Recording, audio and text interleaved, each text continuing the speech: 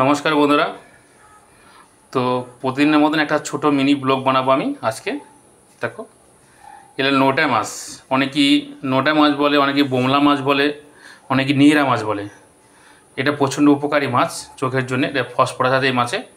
এটা হলাম সামুদ্রিক মাছ। তো আমি দেখো প্রথমে যে নুনটা দিয়েছি, তোমার দেখলাম এই যে লঙ্কা, মাপ মতন লঙ্কা দিয়ে দিলাম, আর ধরো এই যে মাপ মতন হলুদ দিয়ে দিলাম। এই মাছটা মাখিয়ে আমি কিছুক্ষণ রেখে দেবো। এই মাছটা কিছুক্ষণ মাখিয়ে রেখে দেবো। আর এই মাছের মশলাগুলো কাটা হয়ে গেছে। দেখো, পেঁয়াজ, আলু, অল্প আলু দিয়েছি, কাঁচা লঙ্কা আর টমেটো। আর এই মশলাটা আদা রসুনটা মিক্স করা আছে। দেখো তো একটু করে, তো আদা রসুনটা দেখো, আদা রসুনটা মিক্স করা আছে। এই আদা রসুনটা মিক্স করা আছে। তা তোমরা সবাই দেখতে থাকো এটা কতদূর কী হয়, লাস্ট মিনিট মতো সবাই দেখবে। এই নইটা মাছটা মাখিয়ে রাখছি আমি। তো মাখিয়ে রাখলে এই মশলাটা ভিতরে ঢুকে যায়।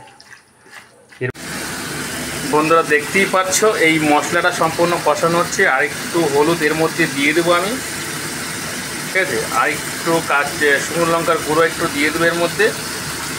দেখে নাও, একটু ঝাল ঝাল না হলে এই মাছ ভালো লাগে না। তা এটা কষানো হবে, এই কালারটা দেখে নাও। এটা কষানো হয়ে গেলে তো আমি আধা ঘন্টা আগে যে মাছটা মাখিয়ে রাখা হয়েছে, দেখো এই যে সব মশলা দেওয়া আছে, আদা রসুন হলো সব মশলা দেওয়া আছে। এক পিস আলু কেটে দিয়েছি। আর এই মাছটা যে আধা ঘন্টা আগে আমি মাখিয়ে রেখেছি, দেখতে পাচ্ছ মাছটার মশলাটা সম্পূর্ণ ঢুকে গেছে, ঠিক আছে। এখানে দেখে নাও ভালো করে। এই মশলাটা কষানো হচ্ছে। এই মশলাটা একদম লাল করে কষানো হবে, লাল হয়ে যাবে। মোটামুটি হয়ে এসছে, আর একটু টাইম লাগবে। তারপর হালকা অল্প একটু জল দিয়ে দেবো, অল্প জল দেবো, বেশি না, সামান্য অল্প জল দিলে মাছটা রান্না হবে। টোপগা বলা হয়, টোপগা মাছটা রান্না হবে। বন্ধুরা দেখো, এই মশলার উপরে মাছটা আমি ছেড়ে দিয়েছি। তো আমি 5 মিনিট এটাকে চাপা দিয়ে রাখবো। 5 মিনিট চাপা দিয়ে রাখার পর দেখবে মাছটা হয়ে যাবে। এই চাপা দিলাম।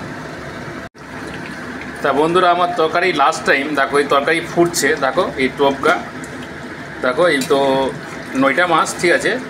এরকমই হয়, কেউ ঝোড়ও খায়, দেখতে পাচ্ছ। মানে একদম হয়ে গেছে লাস্ট টাইম। এতে কিন্তু জল দেওয়া হয়নি, মাছের জলে কিন্তু এটা হয়ে গেল। এটা কিন্তু মাছের জলে একদম হয়ে গেল সুন্দরভাবে। তো মোটামুটি একদিন যদি কেউ না খেয়ে থাকো, রান্না করে খেয়ে দেখবে কত টেস্ট। এই মাছটা প্রচণ্ড উপকার, চোখের জন্য অনেকটাই ভালো। তো লাস্টে আমার হয়ে যাওয়ার পরে আমি এই ধনেপাতা কেটে রেখেছি, ধনেপাতা। তো ধনেপাতাগুলো আমি উপর দিয়ে দেবো। এই উপর দিয়ে আমি ছড়িয়ে দিব। তো তারপরে আমি ধরো নামিয়ে দেবো। তো একটাই রিকোয়েস্ট করবো বন্ধুরা, ভিডিওটা কেউ টেনে দেখবে না। ভিডিওটা যার ভিডিও হোক না কেন পুরোটা দেখবে, আর ভিডিওটা ছোট, এই ব্লগটা কীরকম হলো একটু কমেন্ট করে জানাবে। আর লাইক শেয়ার কমেন্ট করবে, এটাই তোমাদের রিকোয়েস্ট। বন্ধুরা রাখছি, নমস্কার। সবাই ভালো থাকবে, সুস্থ থাকবে। আবার কালকে দেখা হবে।